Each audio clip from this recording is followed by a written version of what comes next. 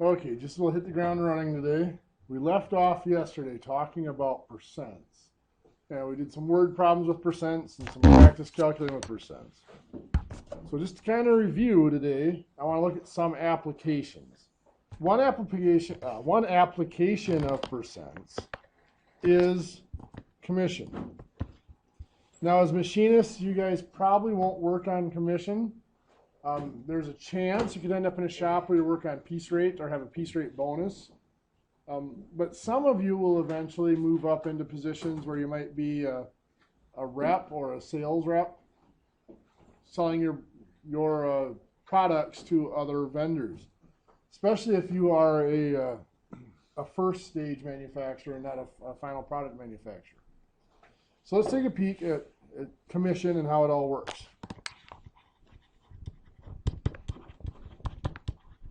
So in commission, you get paid as a percentage of your sales.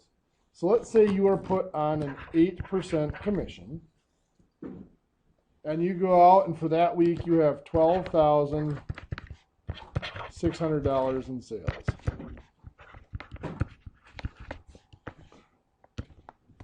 So you have the 8%, that's 8 over 100. To find your amount of commission, you're going to find 8% of the 12,600 in sales. So the 8% represents the commission. 100% has to represent the whole sales, because that's where you're taking your commission out of. So we can cross multiply and divide here. 8 times 12,600 divided by 100. It was $1,008 in your commission.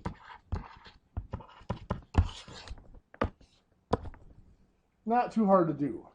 But if you're going to be doing this calculation over and over again every week, setting up this proportion is a little bit of a clumsy way of doing it. Most of our word problems, it helps us to make sure we don't make any mistakes, to make sure we get things matched up correctly. But here, and since it's a commission, we know that every week or every period, we're going to be taking your sales times that commission rate divided by 100. So here's one of those cases, as we mentioned yesterday, where using the rate method makes sense. Because you're never going to have to go backwards. You're always going to be just multiplying by that percent or that rate. So for this one, you could take your sales of 12,600 and multiply, what's 8% going to be as a rate? 0.08. That'll give you the 1,008 commission.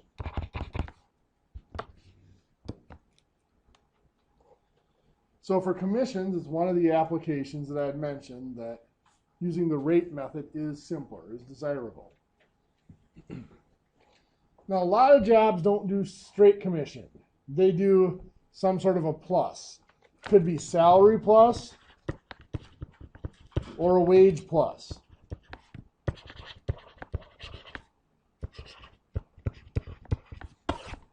So let's say that you are working this commission job, a sales job. And what they're going to do is they're going to give you this. $300 per week plus 6% commission.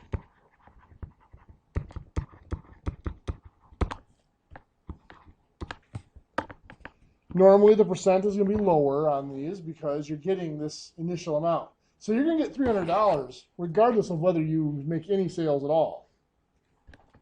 So let's say you have a week where your weekly sales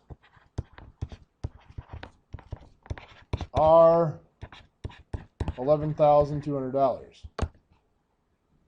To calculate your pay for the week, take the 11,200 times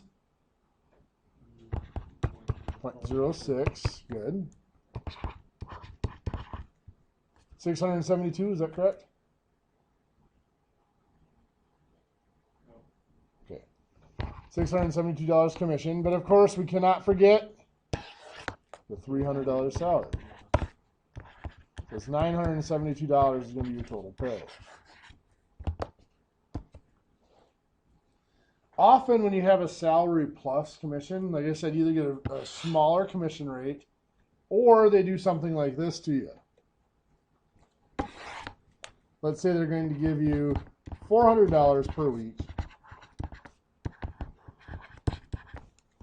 plus 9% on sales over $4,000. So what this is saying is, you do get a commission on sales, but this $400 per week, they're expecting you to do something for it. You can't just sit at home for the week and not sell anything and still get your $400. So they're not going to give you any commission until you get above 4,000 in sales. So they're expected that $400 a week, they're expecting you to get up to 4,000 in sales for that. So let's say you have a week where your sales are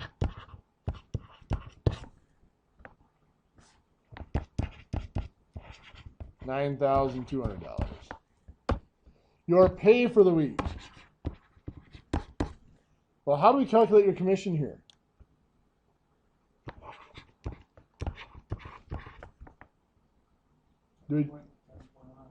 Careful.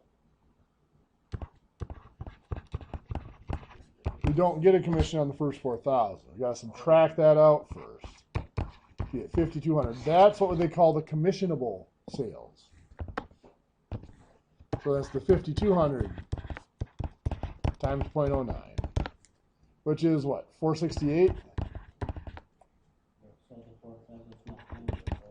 The 4,000 you don't count. You only get commission on the sales over 4,000. So then you get your $400 salary on top of that. It's your 868. Make sense? And there's a similar thing with wages where you get your hourly wage plus a commission. Some of those get complicated because some of those have a base amount for the week. Others have a base amount of sales per hour, so they can get kind of complicated to figure out what your base sales have to be.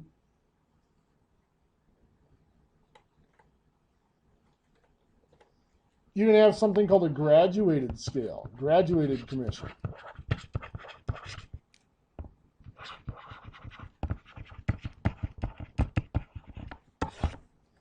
In a graduated commission, you might be looking at something like this.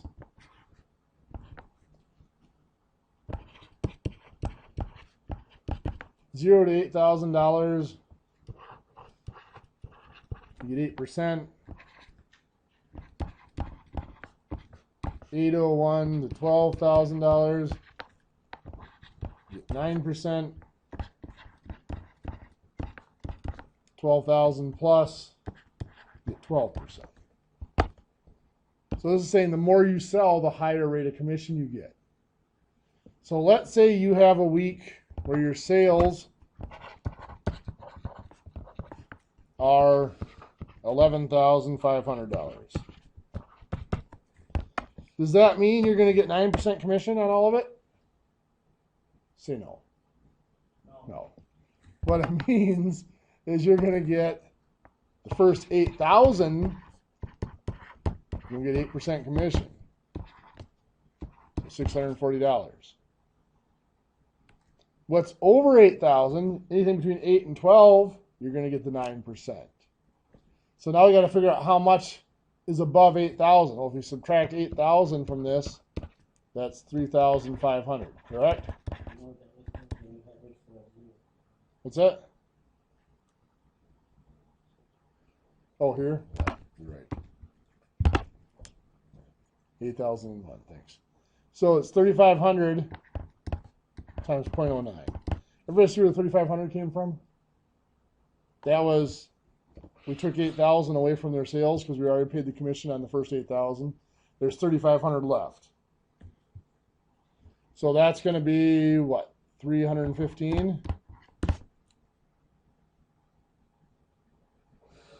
So we add that up.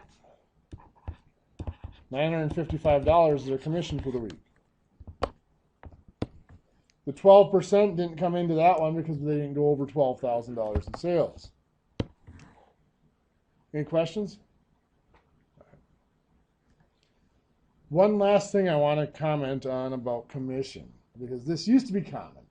They've regulated it a little bit now, but it used to be very common. They would say, this is very common in the insurance industry, actually, where it really was big. But, they'd say you're going to get 8% commission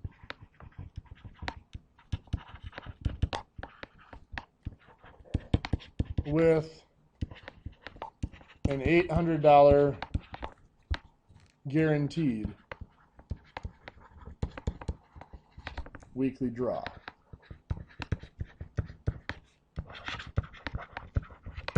And the way it was always described was, okay, you're guaranteed every week to get $800 minimum. Well, make sure you get $800 minimum no matter how much you sell. But notice it's not an $800 salary, it's an $800 draw, they call it. Let's take a look at how that works. Well, that's what we're going to see here in just a second. So in our first week, let's say our sales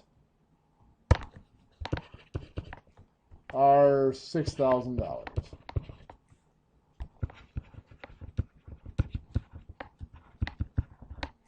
Our commission is going to be 6,000 times 0.08, which is $480. How much are you going to get paid? Guaranteed $800, right?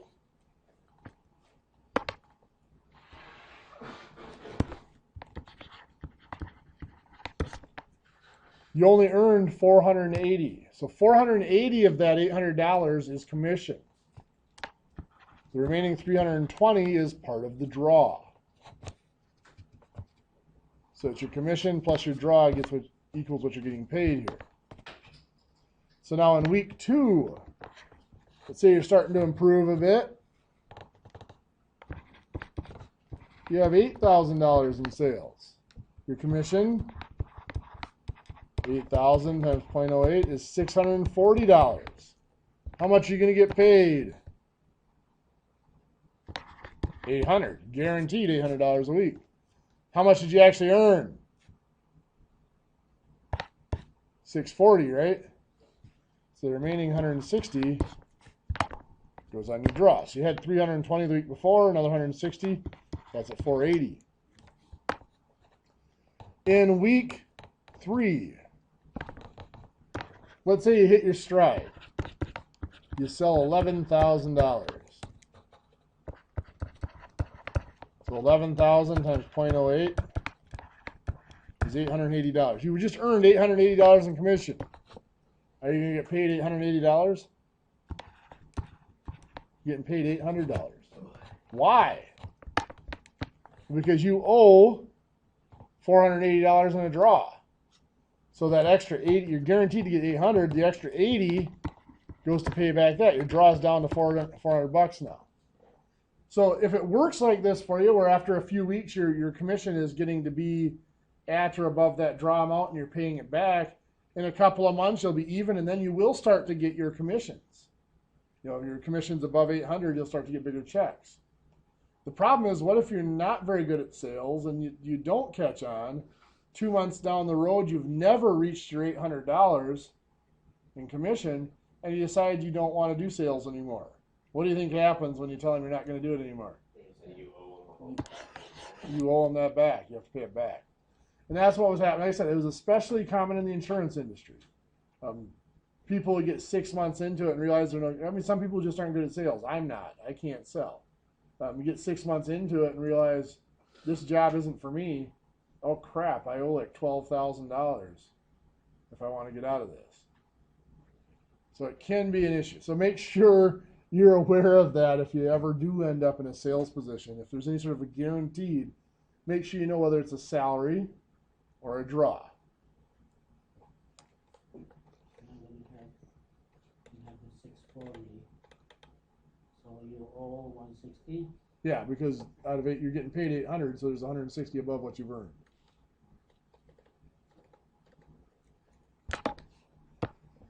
So that's enough on commission for us. Let's take a look.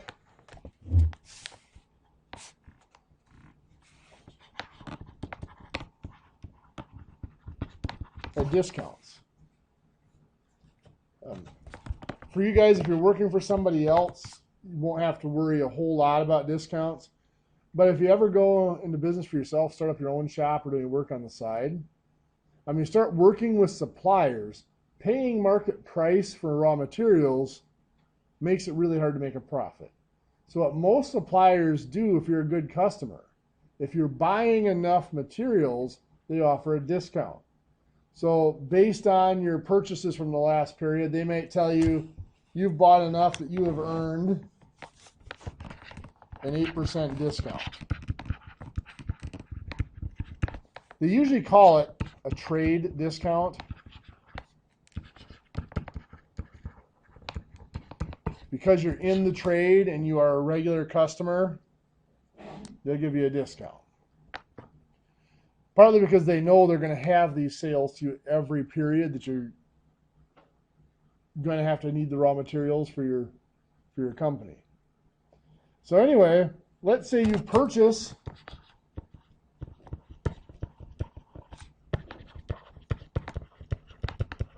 materials that list price is your price that's listed out there for your average customer before any discounts. So materials that list for $8,100. How much do you pay?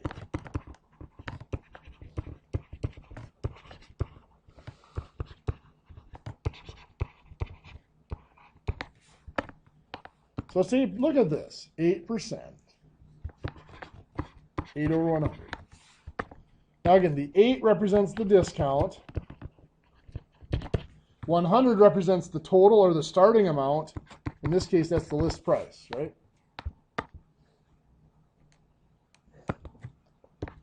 So we have the 8,100. Does that represent the discount or the list price? List price. We cross multiply and divide. 8 times 8,100 divided by 100 is 648. The 648 is the amount of the discount. Is that what we're looking for here? We want to know how much do you pay. Can we find that from the 648? Yes, we can. We're going to take our list price of $8,100. We're going to subtract the $648. And that'll give us $7,452, correct? Is the amount we paid. Now, you'll notice I put this way over on the edge and left some room here. I did that deliberately because I want to take a little closer look at these numbers. The 8,100 is the list price, or the starting amount. We subtracted from that a discount to get the amount that we paid. And we talked about this yesterday in a word problem. When we're dealing with percents, every number is described by two things. Or every item is described by two numbers, I should say. Over here, it's described by the dollar amounts, but it's also going to be described by percents. And in this problem, we have the 8% discount. So that goes here. That's the 8% describes the discount. And in any percent problem, there's always another percent. That percent is the 100%, the whole thing, or the base amount. And here the 100% represents the list price. With that information, what percent is the percent paid? Well, just like the dollar amounts go list price minus discount equals amount paid, the percents have to too. 100% minus 8 is 92%. The percent paid is 92%. So what that's saying is, rather than doing this, finding 8% and having to subtract it back out, what we could have done was just found 92% of our 8,100. We cross multiply and divide this, it's going to give us 7,452. It gives us the amount we paid without having to subtract it back out. Now, in a problem like this, it's not much difference in work to do it either way. But there are problems where you have to do it one way or another. For example, let's say that after a 10% discount,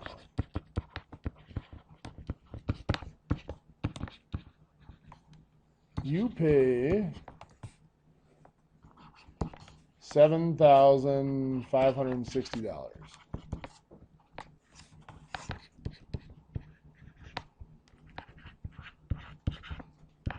How much did you save?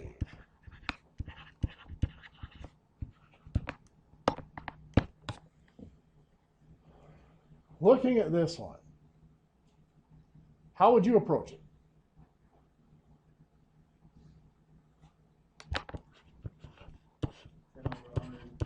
Okay. Equals 7,560 over. Okay. So you put the 7,560 in there. Well, take a look at this quick. What does the 10 represent? The discount, right? The 100 represents the list price or the full price, right?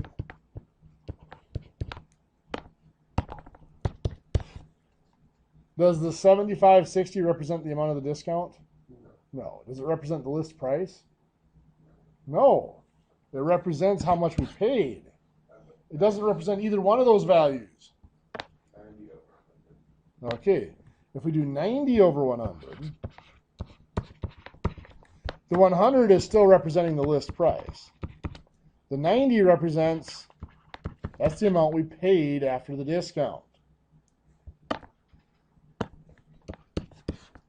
So the 75.60 goes here. We cross multiply and divide. 100 times 75.60 divided by 90 is going to be what? 8,400? Does that look right?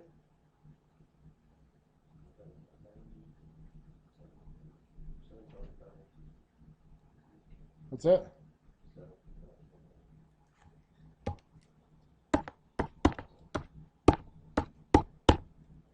$8,400 is right. So is that our answer, $8,400? We want to know how much did you save.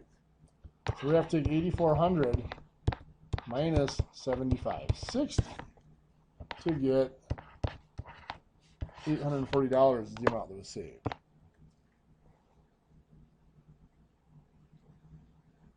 Now on a percent decrease or a discount problem like this, which is a version of a decrease or increase problem, sometimes rather than starting with the percent, it's easier to start out with the words that are involved.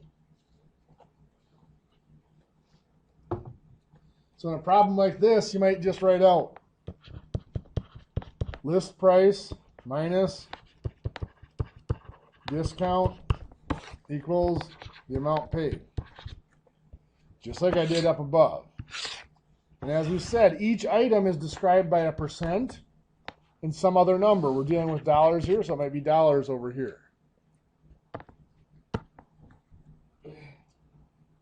The discount was 10%.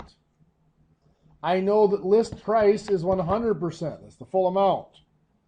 And I'm given that we paid $7,560. That goes on the dollar side. Well, what can we find from here really quickly? The amount paid is what percent? 90. It's 100% minus 10% is 90%. Are we looking for the list price or the discount? Discount. So now out of this table, I need one row that has both numbers.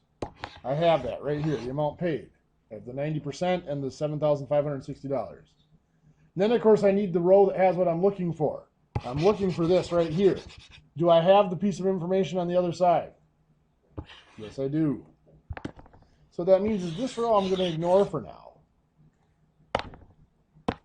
I'm just going to do 10 times 7560 divided by 90 gives me the $840. It shortens my calculation up. Here was a case where I didn't need the 100%. I was comparing the 10% discount to the 90% paid.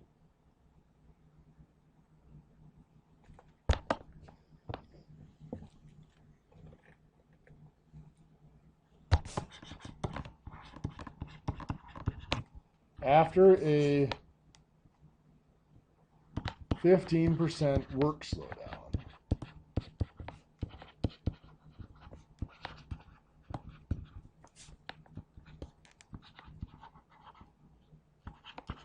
hourly production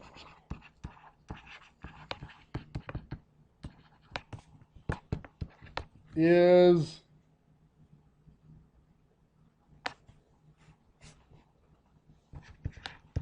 1,020 parts.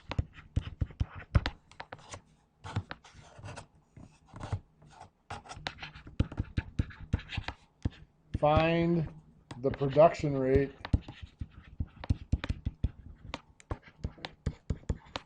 before the slowdown.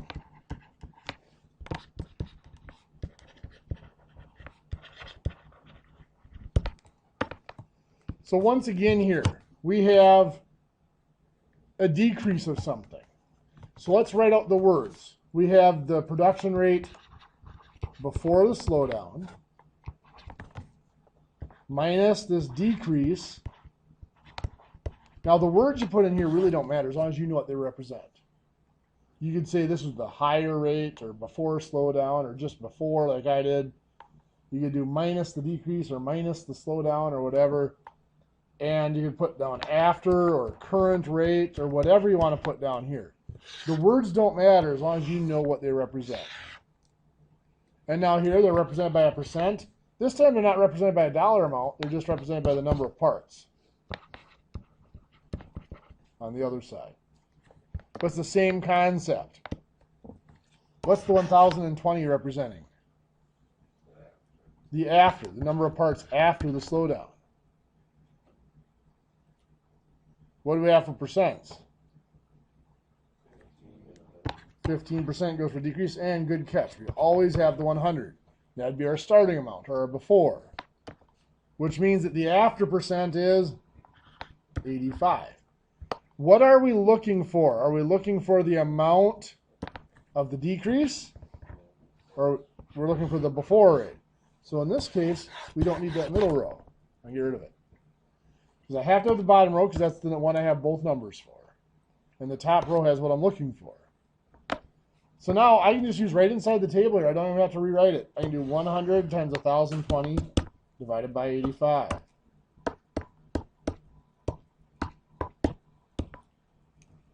$1,200 parts was the production rate before the slowdown. What do you think? Write one more and see if we can do it by ourselves. That's where we were going with it. Yep. The hard one, not easy. Like the hardest one. The hardest one I can come up with. Not the hardest, but like be Okay. careful with it. Let's say after a 6% pay cut. They might be wondering, why would we want that? And between 2008 and 2012, several of my friends that still work in the industry had to take pay cuts to keep their job. The companies basically said either everybody's got to take a pay cut or we've got to lay off a certain number of people and everybody else is just going to have to pick up the pace and work harder. So it's not uncommon. When there's an economic slowdown, pay cuts do happen. So after a 6% pay cut, you earn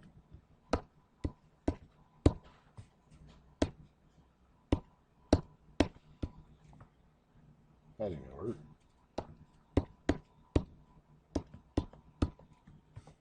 That'll do it.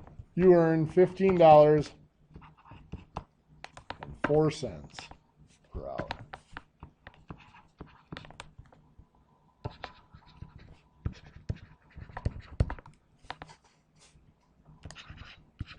What was the amount of of your hourly pay cut.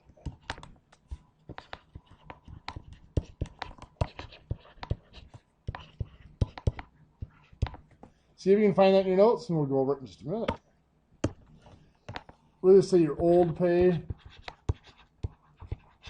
minus your cut equals your new pay.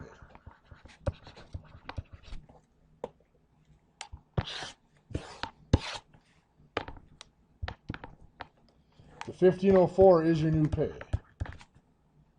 6% cut, old percent was 100% your old pay.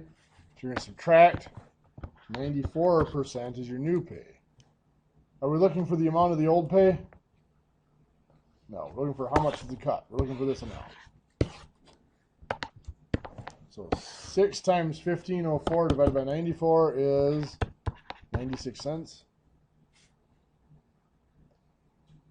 How have you got 96 cents as your pay cut? 94? You found 6% of 1504. Yeah. Can't do that. Nope, because the 6% isn't based off the 1504. It's based off of whatever the old price was. And you don't know the old price.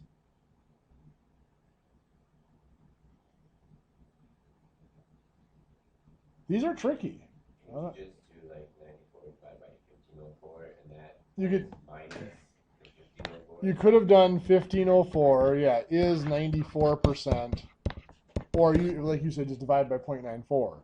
And that's going to give you that the old wage was $16 an hour. Then you can subtract to get the 96. Yes. Anybody get that one right? No. Do another one. Do another one. I'm thinking yes.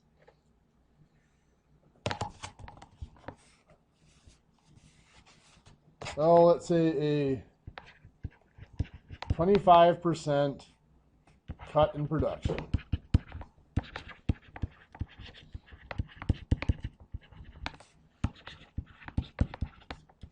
Puts you at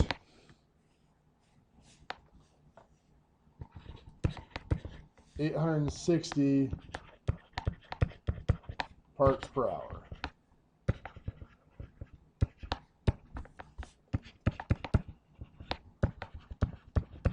How much did you produce before?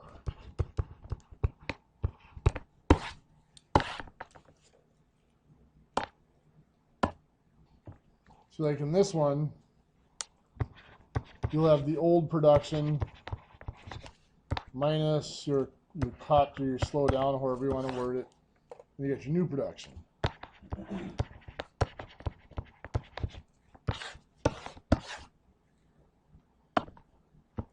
New production is 860. The cut was 25%. Old had to be 100%. So that makes the new 75%. Just 100 minus 25. And we're looking for what the old rate was here, so I don't need to cut anymore.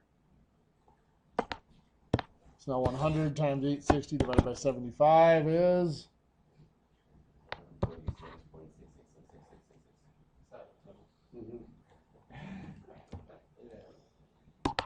And a third, 2/3, I'm assuming. yeah, 1146.67. I didn't plan that out very well, did I?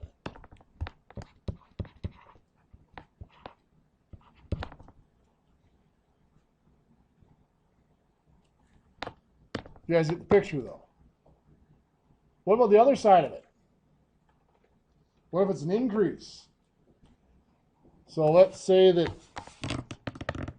you're told that you will receive a 4% bonus on your next check.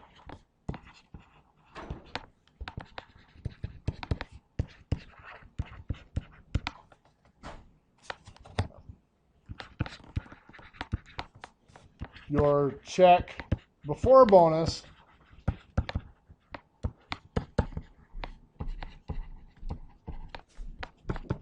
is, let's go to $780. how much is your check after the bonus?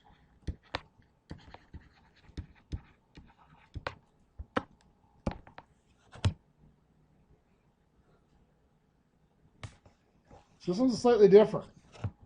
Here you have your check. I'll word it a little bit. Well, you can word them however you want. Here you have your earnings plus your bonus equals your check or your pay.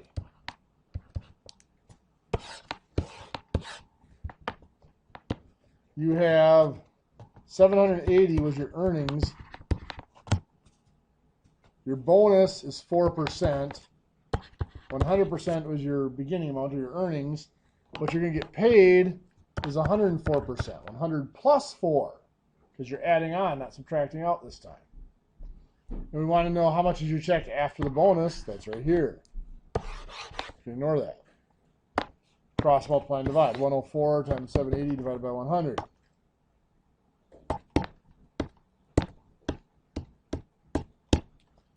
Giving us $811.20. Now here's one where you could have just found 4% of 780 and added it on. It would have worked. Or you could just multiply it by 1.04. That's what I did on my calculator if you were watching. It's just the same as multiplying by 104 and dividing by 100 is the same as multiplying by 1.04. So here again, we didn't necessarily need to do the table. You could have found the 4%, added it on, or just find 104%. But there are times where, let's say that one of your products, after an 8% increase, a product costs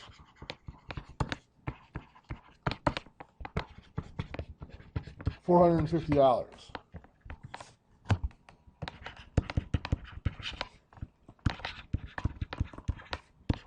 Let's say you go to return it and they say, you don't have your receipt or whatever. We're only going to give you the price before the price increase. So find the price before the increase. I'll let you guys try this one. See what you come up with. So here we have, I'm just going to say the before plus the increase equals the after. Like I said before, the words you use don't matter as long as you know what they represent. So the 450 is the price after. 8% is our increase. 100% would be the before. So the after price is 108.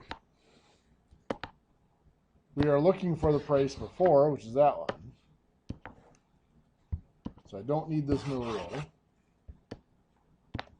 So it'll be 100 times 450 divided by the 108, which come out to be like $416.67. If you had just found 8% of 450 and subtracted it, you'd come out at 415. Yeah, or 414. Yeah, why does that not work? Because the 8% does not come out of 450, it came out of the price before the increase. You cannot find 8% and subtract it because this is not 100%. The 8% applies to whatever was connected to the 100%. The starting amount. And if you don't have the starting amount, that 8%, you cannot find the 8% and add or subtract it. I'm going to give you guys some time to mill these over in your homework. In your book, little book,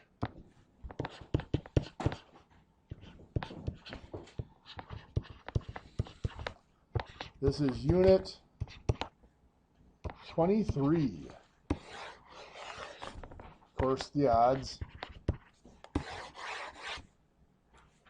Give those a shot, see what happens. We'll talk a little bit more in the next hour.